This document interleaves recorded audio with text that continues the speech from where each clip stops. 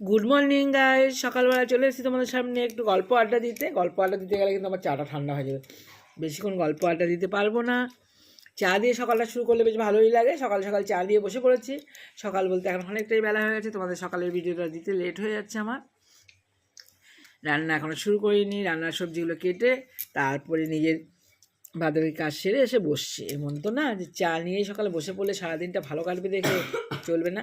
চা দিয়ে যদি শুরু করে দিনটা ভালোই কাটে। যাই হোক, ছেলে মেয়ের ছুটি আছে স্কুল, যেহেতু সরস্বতী পূজার পরের দিন আবার স্যাটারডে।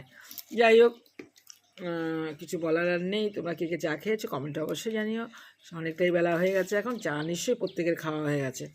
মেয়ে ব্যস্ত হয়ে গেছে খাওয়ার জন্য। বন্ধুদের একটু শেয়ার করি। আর তোমরা নতুন নতুন ভিডিও পাওয়ার জন্য আমার পাশে থেকেও বেল বাটনটা ক্লিক করে রেখো। আর সাবস্ক্রাইব যারা করোনি অবশ্যই সাবস্ক্রাইব করো, নতুন নতুন ভিডিও পেয়ে যাবে। আর মেয়ের মাধ্যমিক হয়ে গেলে তোমরা দারুণ দারুণ ভিডিও পাবে। চেষ্টা করবো তোমাদের নতুন নতুন ভিডিও দেওয়ার, দূরে দূরে ঘুরতে গিয়ে ভিডিও করার। লাইক কমেন্ট শেয়ার করে পাশে থেকো।